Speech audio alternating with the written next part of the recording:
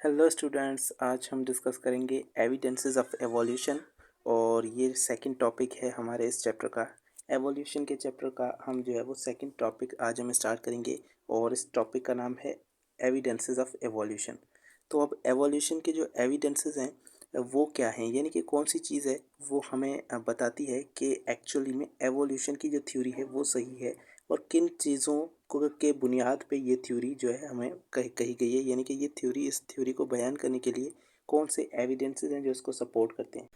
तो एविडेंसेस जो है वो डिफरेंट लेवल पर बायोलॉजी के डिफरेंट फील्ड्स जो है वो इस एवोल्यूशन को सपोर्ट करती हैं और डिफरेंट चीज़ों से हमें इस एवोल्यूशन का जो है वो आइडिया मिलता है। तो मॉलिक्यूलर लेवल से लेकर एक पूरे इंसान के स्ट्रक्चर तक या पूरे किसी भी ऑर्गेनिज्म के स्ट्रक्चर को अगर हम देखें तो उसके अंदर ऐसे ऐसे एविडेंसेस छुपे हैं जो कि इस एवोल्यूशन के कॉन्सेप्ट को सपोर्ट करते हैं। और बायोलॉजी की डिफरेंट फील्ड्स जो है डिफरेंट सब फील्ड्स बायोलॉजी की इस एविडेंस के आइडिया को जो है वो सपोर्ट करती है और हमें बताती है कि एक्चुअली में जो चीज़ें हैं वो इवॉल्व होके हमारे पास यहाँ पर मौजूद हैं।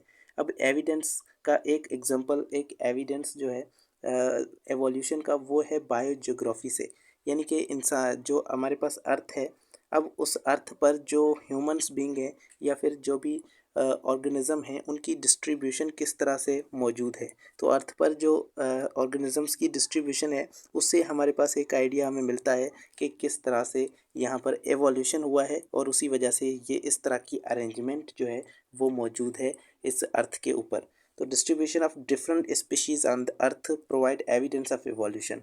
जो स्पीशीज़ की डिस्ट्रीब्यूशन है अर्थ पर, यानी कि अर्थ के किसी एक ऐसे एरिया के अंदर कोई ख़ास स्पीशी हमें मिल रही होगी जबकि दूसरे एरिया के अंदर वो स्पीशी नहीं पाई जाएगी और कोई और स्पीशी वहाँ पर हमें मिलेगी और तीसरे एरिया के अंदर फिर से हमें कोई डिफरेंट स्पीशी वहाँ पर देखने को मिलेगी और हर एरिया के अंदर कोई ख़ास स्पीशी जो है वो अबंडेंस के अंदर होगी, वहाँ पर वो स्पीशी जो है वो ज़्यादा तादाद में मौजूद होगी, जबकि वो दूसरी जगह पर वही स्पीशी कम तादाद में होगी और वहाँ पर वो ज़्यादा मौजूद नहीं होगी। तो ये डिस्ट्रीब्यूशन जो स्पीशीज़ की है अर्थ पर, इससे हमें एक आइडिया मिलता है वेरिएशन ऑफ द स्पीशीज़ का। और साथ में हमारे पास जो कॉन्टिनेंट्स हैं वो कॉन्टिनेंट्स किस तरह से बने हैं। हमारे पास जो टेक्टोनिक प्लेट्स हैं, यानी कि अर्थ के ऊपर जो जो अर्थ है हमारे पास, अब देखें अर्थ के ऊपर क्या है कि कुछ प्लेट्स मौजूद हैं, उन प्लेट्स को हम कहते हैं टेक्टोनिक प्लेट्स। और वो प्लेट के मूवमेंट से वो प्लेट जब मूवमेंट करती हैं तो उस वो जो है अपनी जगह चेंज करती हैं और अर्थ पर डिफरेंट जो है वो साइज़ के यहाँ पर कॉन्टिनेंट्स बनते हैं।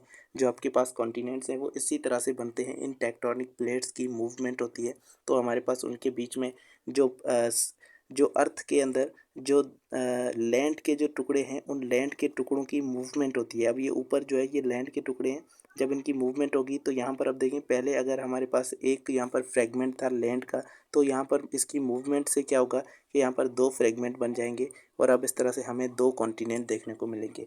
तो इस तरह से हमें जो है जो अर्थ के अंदर अर्थ के ऊपर जो कॉन्टिनेंट हैं उन कॉन्टिनेंट्स की मूवमेंट से क्या होता है कि अब ये एक कॉन्टिनेंट तो ये जब मूव करेगा तो ये जो दूसरी जगह पर यही कॉन्टिनेंट पहुंच जाएगा और इसकी वजह से डिफरेंट जगहों के अंदर जो है वो गैप आ जाते हैं, यानी कि डिफरेंट जगह पर क्या होगा कि अब यहाँ पर इन दोनों इस कॉन्टिनेंट और इस कॉन्टिनेंट के बीच में क्या आ जाएगा, गैप आ जाएगा और उसकी वजह से जो स्पीशीज़ हैं वो इस एरिया के अंदर डिफरेंट स्पीशीज़ होंगी जबकि इस एरिया के अंदर हमें डिफरेंट स्पीशीज़ मिलेंगी।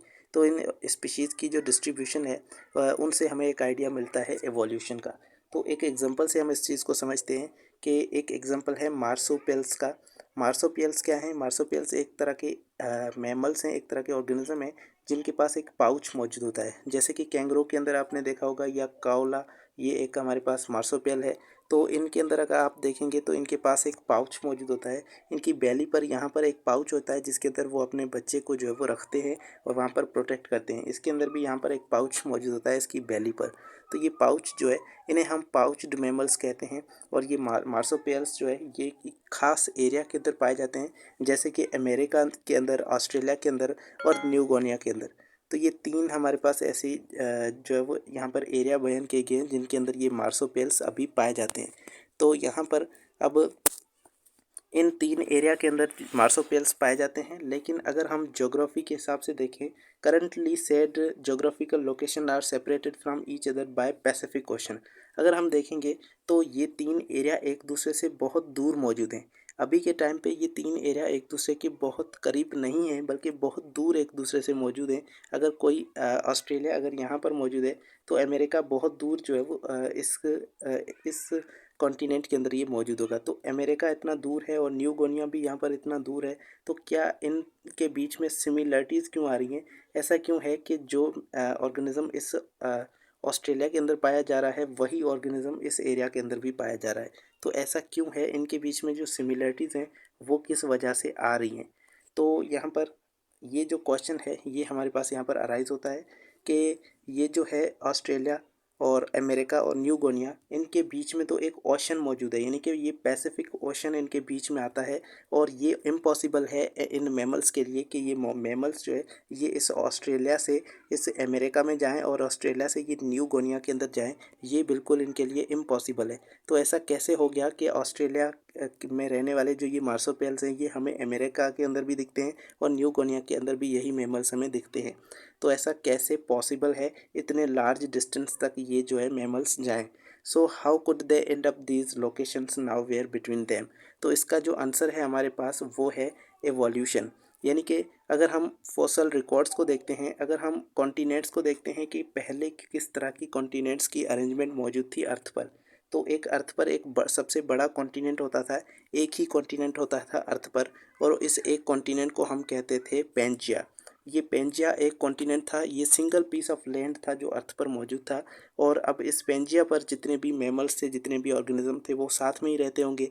तो उसके बाद क्या हुआ कि स्लोली ग्रेजुअली जो है वो अर्थ के अंदर चेंजेस आती गई, और ये पेंजिया जो है ये टूट गया, और इनके छोटे छोटे जो है वो पीसेस बन गए, और लैंड के जो है स्मॉल मासेस वो एक दूसरे से सेपरेट होने लगे, और इस तरह से हमारे पास 7 जो है वो कॉन्टिनेंट्स बन गए इस अर्थ के अंदर। तो पहले अर्थ पर एक ही कॉन्टिनेंट होता था, लेकिन अब वो 7 कॉन्टिनेंट बन चुके हैं। तो अब इस पेंजिया पर जितने भी रहने वाले ऑर्गेनिज्म थे, वो आहिस्ता आहिस्ता, अब जैसे ही ये पेंजिया डिवाइड हुआ, तो वो आहिस्ता आहिस्ता वही जो मैमल्स हैं वो डिफरेंट डिफरेंट लोकेशंस पर अब यहाँ पर रह रहे हैं। और जहाँ पर उनके पास जो है वो सर्वाइव करने की एबिलिटी थी, वहाँ पर वो अब सर्वाइव कर रहे हैं, जैसे कि ऑस्ट्रेलिया, अमेरिका। तो इन एरियाज़ के अंदर इसी तरह से ये सर्वाइव कर रहे हैं। तो ये खुद जो है ये माइग्रेट करके वहाँ पर नहीं गए हैं, बल्कि ये रोड किए गए हैं इन कॉन्टिनेंट्स के थ्रू, यानी कि ये कॉन्टिनेंट्स के साथ ही ये इनकी मूवमेंट हुई है वहाँ तक, और ये वहाँ तक उस कॉन्टिनेंट के साथ ही पहुँचे हैं। ऐसा नहीं है कि यहाँ पर जो है ये ऑस्ट्रेलिया से ये माइग्रेट करके वहाँ तक गए हैं। ये ऑस्ट्रेलिया जब वहाँ तक इनके साथ मौजूद था, तो फिर ये जो है वो आपस में रहते थे। अब जब ये ऑस्ट्रेलिया यहाँ पर दूर तक आ गया है, तो अब वो तो वहाँ पर रह रहे हैं, और दूसरे जो मैमल्स हैं वो यहाँ पर ऑस्ट्रेलिया के अंदर भी पाए जा रहे हैं। तो इसीलिए ये डिफरेंट लोकेशंस पर ये मैमल्स जो है वो पाए जाते हैं। ये आप देख सकते हैं इस मैप के अंदर कि ये आपके पास पेंजिया जो है ये एक आइलैंड, ये पूरा कॉन्टिनेंट दिखाया गया है। तो ये एक पूरा, इसके अंदर सारे जो कंट्रीज़ हैं या सारा लैंड का जो मटेरियल था वो यही था। अब इसके अंदर ऑस्ट्रेलिया आप देख रहे हैं यहाँ पर मौजूद है, अमेरिका और नॉर्थ अमेरिका, और साथ में यहाँ पर न्यू गिनिया भी इसी लोकेशन पर मौजूद है। अब यहाँ पर क्या होता था कि यहाँ पर जो मैमल्स थे वो आपस में इस तरह से साथ में जो है वो रहते थे। जब आपस में जो है यहाँ पर क्या हुआ कि ये जो ऑस्ट्रेलिया है ये यहाँ से अलग हो गया, और इस तरह से ये नॉर्थ अमेरिका भी अलग हो गया, ये भी यहाँ से जो है वो अलग हो गया। तो उसके बाद कुछ मैमल्स अब इसके अंदर भी रह रहे हैं, नॉर्थ अमेरिका के अंदर भी, और साथ में ऑस्ट्रेलिया के अंदर भी वही मैमल्स जो है वो आपको दिख रहे हैं। हो सकता है इंडिया और बाकी के इन इलाकों के अंदर भी यही मैमल्स गए हो, लेकिन वहाँ पर जो है वो ये जो है कोई इनको फैसिलिटीज़ नहीं मिली थी, तो वहाँ पर हो सकता है ये वहाँ पर एक्सटिंक्ट हो गए। बाकी यहाँ पर आपके पास ऑस्ट्रेलिया के अंदर और अमेरिका के अंदर ये जो है आपको ये अभी तक पाए जा रहे हैं वहाँ। तो इस तरह से हमें एक एविडेंस मिलता है कि यहाँ पर हमारे पास एवोल्यूशन जो है वो हुई है। अब उसके बाद हमारे पास एविडेंस आता है पैलेंटोलॉजी से। पैलेंटोलॉजी आपके पास एक ऐसी ब्रांच है बायोलॉजी की जिसके अंदर हम जो है वो फॉसिल्स की स्टडी करते हैं। फॉसिल्स आपको पता है क्या हैं? वो ऐसे रिमेन्स जो कि बहुत पुराने जो ऑर्गेनिजम्स थे वो वहाँ पर मरे थे, तो अब उनके जो कुछ रिमेन्स हैं जो कि प्रिजर्व हो गए, ज़मीन के नीचे वहाँ पर दब गए, और आज तक हमें जो है वो उनके जो बकायात हैं वो वहाँ पर हमें मिलते हैं। वो पार्शियली या कंप्लीटली उनके जो पार्ट्स हैं, उन ऑर्गेनिजम्स के पार्ट वहाँ पर ज़मीन के अंदर जो है वो दब गए, और आज तक वो हमें वहाँ पर मिलते हैं। तो उनको हम कहते हैं फॉसिल्स, और इन फॉसिल की स्टडी को, इस ब्रांच को हम कहते हैं पैलेंटोलॉजी। अब पैलेंटोलॉजी के अंदर जो है अगर डिफरेंट जो है वो रिमेन्स हमें मिलते हैं, यानी कि डिफरेंट फॉसिल्स पाए जाते हैं, बहुत सारे ऑर्गेनिजम्स के फॉसिल मिलते हैं साइंटिस्ट को, और वो साइंटिस्ट उन्हें रिकन्स्ट्रक्ट करने की कोशिश करते हैं, उन्हें स्टडी करते हैं और उन्हें दोबारा से बनाने की कोशिश करते हैं, ताकि उनको स्टडी करके हमें जो है वो ओरिजिन ऑफ यूनिवर्स या ओरिजिन ऑफ ऑर्गेनिजम्स का हमें आइडिया हो सके। तो एक एग्जांपल इसका हम ले लेते हैं, जैसे कि आर्कियोप्टेरिक्स है। ये आर्चियोप्टेरिक्स भी कहते हैं हमें, आर्चियोप्टेरिक्स कहें या फिर आर्कियोप्टेरिक्स कहें, तो ये आपके पास एक ऑर्गेनिज्म है जो कि एक बर्ड है। तो ये एक बर्ड का फॉसल इनको मिला साइंटिस्ट को, और 1861 के अंदर इन्होंने ये जो है वो फाइंड किया इस फॉसल को। इस फॉसल की जब स्टडी की गई, तो इस फॉसल के अंदर देखा गया कि ये फॉसिल जो है वो 150 मिलियन साल ये पुराना है फॉसिल।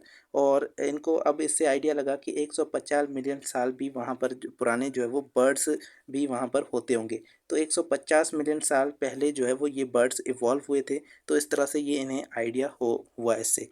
अब उसके बाद इसके अंदर इस बर्ड के अंदर कुछ अजीब जो है वो इन्होंने देखा कि ये एक ऐसा बर्ड है जिसके अंदर कुछ जो है वो रेप्टाइलियन कैरेक्टर मौजूद है, यानी कि रेप्टाइल्स उस वक्त के अंदर डायनासोर्स होते होंगे। तो उन डायनासोर्स के अंदर जो है वो इसके कुछ फीचर्स जो है वो रेप्टाइल्स के भी मौजूद हैं, और इसी बर्ड के अंदर कुछ बर्ड्स के फीचर भी हैं और कुछ रेप्टाइल्स के फीचर भी यहाँ पर मौजूद हैं। जैसे कि इन्होंने देखा कि इस बर्ड के अंदर क्या है, इसकी बीक मौजूद है, यानी कि इसकी चोंच मौजूद है जो कि बर्ड्स के अंदर होती है, और इसके विंग्स भी हैं, वही विंग्स जो कि बर्ड्स के अंदर मौजूद होते हैं। इसके पास टेल है, और इसकी बॉडी जो है वो फीदर से कवर्ड है, यानी कि पंख से जो है इसकी बॉडी कवर्ड है, यानी कि ये सारे कैरेक्टर बर्ड के हैं। तो इससे आइडिया हुआ कि ये जो है एक बर्ड है। लेकिन इसके अंदर कुछ अजीब चीज़ें भी देखी गई कि इसके अंदर रेप्टाइलियन कैरेक्टर्स थे, जैसे कि इसकी जो बीक थी उसके अंदर टीथ मौजूद थे, यानी कि इसके दांत मौजूद थे। अब यूजुअली बर्ड्स के तो दांत नहीं होते, तो इसके अंदर जो दांत पाए गए, तो इन्हें आइडिया हुआ कि इसके अंदर कुछ रेप्टाइलियन कैरेक्टर्स भी हैं, यानी कि ये हो सकता है ये रेप्टाइल से इवॉल्व हुआ हो। इसके पास जो है इसके पंख के अंदर इन्हें फिंगर्स देखने को मिली, और वो फिंगर्स जो है ये एक्चुअली रेप्टाइल के अंदर मौजूद होती हैं। इसके क्लॉस थे, यानी कि इसके जबड़े थे, और साथ में इसके 4 लिम्स मौजूद थी इसकी। अब इसके अंदर साथ में इसके पास क्या है, वर्टिब्रा इन द टेल। इसकी टेल के अंदर, इसकी पूंछ के अंदर भी वर्टिब्रल कॉलम जो है वो वर्टिब्रा इसके अंदर मौजूद थे, यानी कि जो रीढ़ की हड्डी होती है वो भी इसके अंदर मौजूद थी। और उसके बाद इसके अंदर कील लेस स्टर्नम थी, यानी कि ऐसी स्टर्नम जिसके अंदर कील मौजूद नहीं है। कील एक्चुअली जो है एक स्ट्रक्चर है जो कि बर्ड के अंदर मौजूद होता है। अब ये स्ट्रक्चर आप यहाँ पर देख सकते हैं कि ये जो आपके पास नीचे वाला स्ट्रक्चर है, ये स्टर्नम का एक पार्ट है जो कि यहाँ पर मौजूद है, और इसे हम कहते हैं कील। और अब इस स्टर्नम के अंदर जो कील होती है ये पूरी बॉडी को सपोर्ट कर रही होती है, और बहुत सारे मसल्स और बोन्स जो है इस कील से अटैच होते हैं। तो ये बर्ड्स के अंदर पाई जाती है। अब ये कील जो है ये बर्ड्स के अंदर मौजूद होती है, तो अब ये इसके अंदर क्या है, मौजूद नहीं है। इसका मतलब है ये बर्ड नहीं है, ये रेप्टाइल है। तो अब ये उड़ भी रहा है, तो इसका मतलब है ये बर्ड है। तो अब ये इसके अंदर बर्ड्स के भी कैरेक्टर हैं और रेप्टाइल्स के भी कैरेक्टर हैं। तो इससे साइंटिस्ट ने एक बात जो है वो कंक्लूड की कि हो सकता है कि जो रेप्टाइल्स हैं वो आहिस्ता आहिस्ता कन्वर्ट हुए हों, वो टर्न हुए हों बर्ड्स के अंदर, यानी कि रेप्टाइल से जो है वो बर्ड्स बने हों। और हो सकता है कि आगे चल के जो आज हम बर्ड्स देख रहे हैं, जो मॉडर्न बर्ड्स देख रहे हैं, ये सारे रेप्टाइल से आपके पास बने हैं। तो पहले रेप्टाइल्स होते थे जो कि आपके पास डायनासोर वगैरह थे। अब उसके बाद डायनासोर्स के जो है वो पंख आ गए, और वो आहिस्ता आहिस्ता वो डायनासोर उड़ने लगे। और उसके बाद जो है वो उनके अंदर जिस तरह से इवोल्यूशन होती गई, जिस तरह से चेंजेस होती गई, तो आगे चल के इसके जो ये चोंच है, दांत हैं, और ये इसके जो इसके अंदर क्लास वगैरह मौजूद हैं, ये सारे आहिस्ता आहिस्ता गायब हो गए, और आज के जो मॉडर्न बर्ड हैं वो आपको यहाँ पर देखने को मिले। तो इस तरह से ये इवोल्यूशन हुई होगी, और ये साइंटिस्ट ने इस चीज़ से अंदाज़ा लगाया है, इस पैलेंटोलॉजी यानी कि इस बर्ड के फॉसिल से ये बात जो है वो इन्होंने फाइंड आउट की। उसके बाद होमोलॉजी और जो एनाटॉमी है, इससे भी हमारे पास कुछ एविडेंस मिलते हैं। कंपैरेटिव एनाटॉमी की अब हम यहाँ पर बात कर रहे हैं कि डिफरेंट स्पीशीज़ हैं हमारे पास, और उन स्पीशीज़ के अंदर कुछ इंटरनल कुछ एक्सटर्नल जो है वो सिमिलरिटीज़ पाई जाती हैं। अब हम अगर डिफरेंट स्पीशीज़ को देखें, तो उनके अंदर कुछ ऐसे ऑर्गन्स हैं जिनका जो स्ट्रक्चर है वो क्या है, डिफरेंट है, लेकिन उनका फंक्शन क्या है, सेम है। तो ऐसे ऑर्गन्स मौजूद हैं डिफरेंट डिफरेंट स्पीशीज़ के अंदर, जिनके पास उनका स्ट्रक्चर तो क्या है, डिफरेंट है, लेकिन उनका फंक्शन सेम है उन ऑर्गन्स का। और कुछ ऐसे भी हमारे पास ऑर्गन्स मौजूद हैं जिनके पास स्ट्रक्चर जो है वो सिमिलर है लेकिन उनका फंक्शन डिफरेंट है। तो ये हमारे पास दो तरह के ऑर्गन्स जो है वो इन स्पीशीज़ के अंदर पाए जाते हैं। अगर हम दो स्पीशीज़ के बीच में देखें तो उनके पास कुछ ऐसे स्ट्रक्चर्स होंगे, उन स्ट्रक्चर्स का क्या होगा, स्ट्रक्चर जो है वो सिमिलर होगा, उन स्ट्रक्चर का जो फिजिकल स्ट्रक्चर है वो सिमिलर होगा, वो एक जैसा होगा, वो बहुत मिलता जुलता होगा, जबकि वो डिफरेंट फंक्शन के लिए वो ऑर्गन्स यूज़ हो रहे होंगे। ऐसे ऑर्गन्स को हम कहते हैं होमोलोगस ऑर्गन्स, यानी कि एक जैसे दिखने वाले ऑर्गन। और इसके अंदर एग्जांपल आ जाता है ह्यूमन आर्म का, साथ में फिलिपर ऑफ द डॉल्फिन, डॉल्फिन के जो फिलिपर्स होते हैं जिससे वो जो उसके अंदर पानी के अंदर तैरती है, तो ये फिलिपर हैं। और साथ में फोरलिम्ब ऑफ द हॉर्स, हॉर्स की जो आगे वाली टांगें हैं वो आप देखें, या फिर आप जो है वो बैट के जो विंग्स हैं यानी कि चमड़े के जो विंग्स हैं उनको आप देखें, तो इन सभी का जो स्ट्रक्चर होगा वो यूजुअली क्या होगा, सिमिलर होगा, वो बहुत एक दूसरे से मिलता जुलता होगा, जबकि वो डिफरेंट फंक्शन के लिए यूज़ हो रहे हैं। अब अगर हम इनके अंदर देखें तो ये आपके पास ह्यूमन का जो आर्म है इसके अंदर ये डिफरेंट जो है वो हड्डियाँ हैं, जैसे कि यहाँ पर ह्यूमेरस है और रेडियस अल्ना है, और उसके बाद फेरेंजीज और आपके पास कार्पल, मेटाकार्पल, ये सारी इसके अंदर मौजूद हैं। जबकि अगर आप कैट के अंदर देखेंगे तो कैट के अंदर भी वही जो है वो बोन्स का स्ट्रक्चर वही मौजूद है, और वैसे ही स्ट्रक्चर यहाँ पर भी मौजूद है। अब वेल के अंदर भी वही स्ट्रक्चर है, जबकि यहाँ पर बैट के अंदर भी वही स्ट्रक्चर है। ज़्यादातर जो स्केलेटन का स्ट्रक्चर है वो क्या है, अब इनका सिमिलर जो है वो आपको दिख रहा है। तो ये सारे स्ट्रक्चर्स जो है वो एक जैसे क्यों हैं, जबकि ये डिफरेंट स्पीशीज़ के ये ऑर्गन्स हैं। ये ऑर्गन्स स्ट्रक्चर के अंदर तो सेम है लेकिन ये फंक्शन के अंदर से बहुत डिफरेंट है। जैसे कि इंसान का हाथ जो आर्म है वो डिफरेंट फंक्शन के लिए यूज़ होती है, उससे हम डिफरेंट काम करते हैं। जबकि यहाँ पर फिलिपर्स ऑफ द डॉल्फिन है जो कि तैरने के अंदर काम आते हैं। अब हॉर्स जो है वो उन्हीं फोर लिम्ब से क्या होता है, चल रहा होता है, और बैट जो है वो उन्हीं से क्या करता है, उड़ता है। तो ये सारे जो स्ट्रक्चर्स हैं ये क्या हैं, स्ट्रक्चर के अंदर सेम है लेकिन ये डिफरेंट फंक्शन के लिए यूज़ हो रहे हैं। तो ये सभी चीज़ें जो है ये हमें एक ही तरफ इशारा करती है कि एक्चुअली इन सभी का ओरिजिन जो है वो सेम है, यानी कि ये सजेस्टिंग कॉमन ओरिजिन। इन सभी का जो ओरिजिन है ये सेम है, यानी कि ये एक ही चीज़ से ये अराइज हुए हैं। अगर आप मैमल के अंदर देखें, मैमलियन ऑर्गन जो है ये इंटरनली क्या है, स्केलेटल जो है वो इनका सेम है। इंटरनल स्केलेटन प्लेन जो है ये इन सभी स्पीशीज़ के अंदर ये इन चीज़ों का क्या है, सेम है।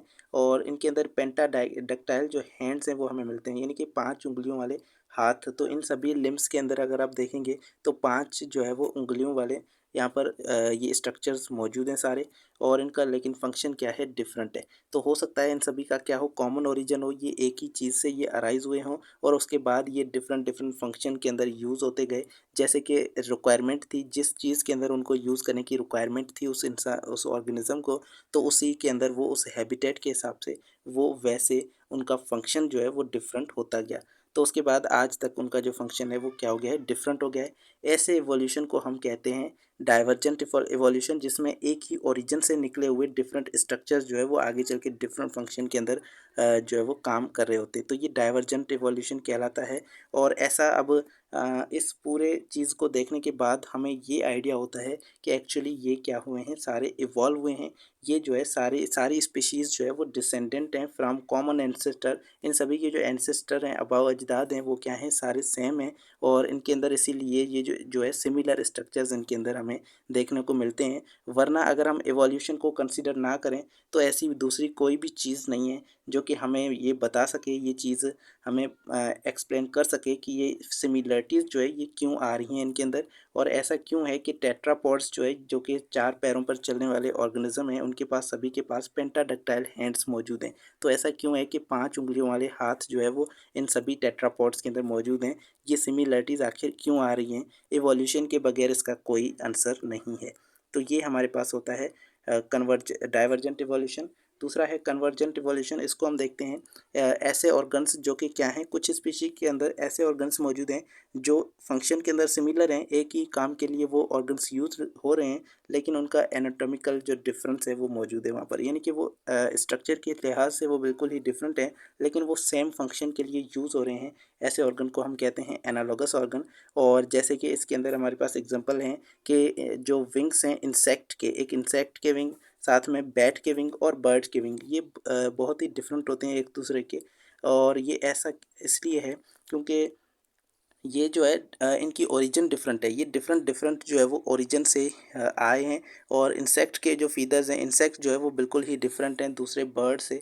और जो बर्ड्स का ओरिजिन है वो कोई और है, जबकि इंसेक्ट का ओरिजिन वो कोई और है। तो डिफरेंट डिफरेंट जगह से जो है वो डिफरेंट एवोल्यूशन इनके पास आई है। और उसके बाद जो है ये एक ही फंक्शन के लिहाज से इनके जो ऑर्गन्स हैं, इन्होंने एक ही फंक्शन के लिए इन ऑर्गन्स को यूज़ किया है। इसीलिए ये एवोल्यूशन जो है ये आपके पास कन्वर्जेंट एवोल्यूशन कहलाता है, जिसमें डिफरेंट ओरिजिन से आए हुए ऑर्गन्स जो है वो एक ही फंक्शन के लिए यूज़ हो रहे हों। जो कि आपके पास यहाँ पर फंक्शन क्या है, फ्लाई, उड़ना। तो उड़ने उड़ने का जो फंक्शन है, इसके अंदर आपके पास डिफरेंट ऑर्गन्स जो है वो यहाँ पर यूज़ हो रहे हैं। अब इस बर्ड के विंग आप देखेंगे तो ये बिल्कुल ही डिफरेंट है इस बैट के विंग से। और इसके विंग जो है बिल्कुल ही डिफरेंट है इस इंसेक्ट के विंग से।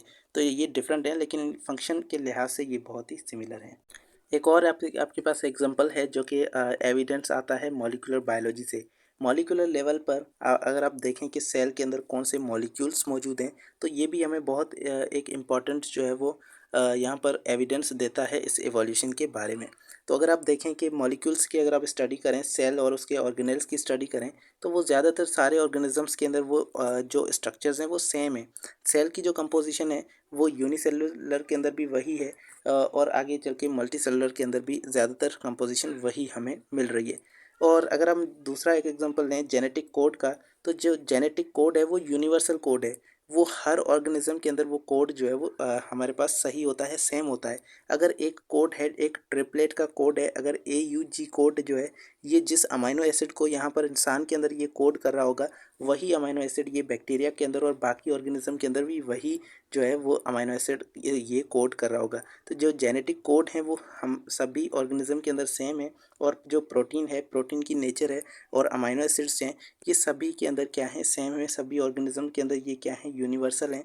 और इसीलिए अब ये हमें देता है एक एविडेंस कि ये सारे जो है वो क्योंकि एक ही पॉइंट से ओरिजिन हुए हैं इनके, इन सभी के, क्योंकि इनके अंदर एवोल्यूशन आई है, तो ये सभी जो है वो एक दूसरे से इवॉल्व हुए हैं। इसीलिए यहाँ पर ये इनकी जो बेसिक इनके जो DNA है या फिर बेसिक इनकी जेनेटिक्स है वो सारी क्या है, सेम है।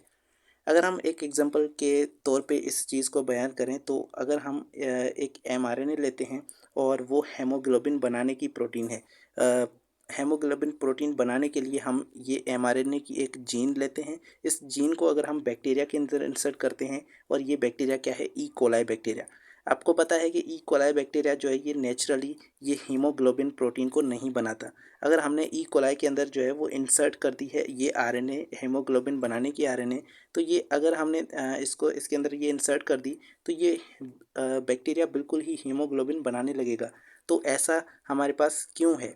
अगर हम एक बैक्टीरिया के अंदर एक ह्यूमन का, एक मैमल का जो है वो एक जीन इंसर्ट करते हैं, और वो जीन उसी बैक्टीरिया के अंदर क्या हो रहा है, फंक्शन कर रहा है, तो ऐसा क्यों है? ऐसा इसलिए है क्योंकि ये बैक्टीरिया के अंदर जो हीमोग्लोबिन बनाने की जो मशीनरी है, वो मशीनरी सारी सेम है। वो मशीनरी यूनिवर्सल है, जो कि प्रोटीन बनाने के लिए जो मैकेनिज़्म है वो इंसान के अंदर भी वही है और बैक्टीरिया के अंदर भी वही है। एक यूनिसेलुलर ऑर्गेनिज्म के अंदर भी वही मशीनरी मौजूद है जो कि एक मल्टी सेलुलर ऑर्गेनिज्म के अंदर है, और एक मैमल के अंदर है। इतने बड़े ऑर्गेनिज्म के अंदर सेम मशीनरी मौजूद है। तो ये सारी चीज़ें हमें बयान कर रही हैं कि ये एक्चुअली कॉमन है। ये जो मैमल और ई कोलाई के अंदर कॉमन चीज़ आ रही है वो एक्चुअली उनका एवोल्यूशन है। तो ये सारी चीज़ें हमारे पास एवोल्यूशन का एग्जांपल हमें दे रही हैं, एवोल्यूशन की एविडेंस हमें दे रही हैं, उसका सबूत दे रही हैं। दूसरी हम एक और चीज़ इसके अंदर देख सकते हैं कि अगर बैक्टीरिया के अंदर जो है वो बार-बार अगर हम उसके खिलाफ एंटीबायोटिक जो है वो किसी बैक्टीरिया, किसी पैथोजेनिक बैक्टीरिया पर अप्लाई करते हैं एंटीबायोटिक, तो वो बैक्टीरिया कुछ अपने अंदर ऐसी चेंजेस करता है जिसके लिए वो एंटीबायोटिक रेजिस्टेंट बन जाता है। यानी कि वो एंटीबायोटिक उस बैक्टीरिया पर अब अफेक्ट नहीं करती। तो ऐसा क्यों है? अब इसका हमारे पास आंसर ये है कि जब बैक्टीरिया पर हम अप्लाई करते हैं एंटीबायोटिक, तो जब एंटीबायोटिक उस पर अफेक्ट करने लगती है, तो उसके अंदर कुछ ऐसे नेचुरल प्रोसेस होते हैं, कुछ ऐसी म्यूटेशंस होती हैं उनके जीन के अंदर, जो कि उनके अंदर क्या करती है, उस इफ़ेक्ट को कम करती है और उसको रेजिस्टेंट बना देती है हमारे उस एंटीबायोटिक के खिलाफ। तो अब यहाँ पर ये actually natural process, natural selection का प्रोसेस हो रहा है, जिसमें नेचर जो है वो उनको सिलेक्ट कर रही है और ख़ास एक जगह पर उनको कुछ ऐसे जो है वो म्यूटेशन काज़ करवा रही है, जिसके अंदर वो बैक्टीरिया जो है वो अपने आप को उन इफ़ेक्ट से, उन एंटीबायोटिक के इफ़ेक्ट से बचा पा रहे हैं। अगर ये इनके अंदर म्यूटेशन नहीं आती, अगर ये एंटीबायोटिक रेजिस्टेंट नहीं बनते, तो फिर ये यहाँ पर बैक्टीरिया जो है वो कॉन्स्टेंटली ख़त्म हो जाते और ये बैक्टीरिया ख़त्म हो जाते हमारे पास, तो इनकी स्पीशी क्या हो जाती, एक्सटिंक्ट हो जाती, इनकी स्पीशी जो है वो ख़त्म हो जाती। और इस स्पीशी को ख़त्म करने के, इसे रोकने के लिए ये हमारे पास एक नेचुरल सिलेक्शन का प्रोसेस होता है, जिसमें नेचर जो है वो इसको सिलेक्ट करती है। तो ये भी हमारे पास एक एग्जांपल है एवोल्यूशन का, कि किस तरह से स्पीशीज़ से हमारे पास इवॉल्व हुए। तो ये हमने सारे एग्जांपल्स को स्टडी किया, और ये थे वो एविडेंसेस जो कि सपोर्ट करते हैं एवोल्यूशन की थ्योरी को। और उसके बाद हम जो है आगे हम पढ़ेंगे नेक्स्ट टॉपिक, जो कि है evolution of eukaryotes from prokaryotes. तो ये हम नेक्स्ट वीडियो में पढ़ेंगे। Thank you so much. अल्लाह हाफिज़।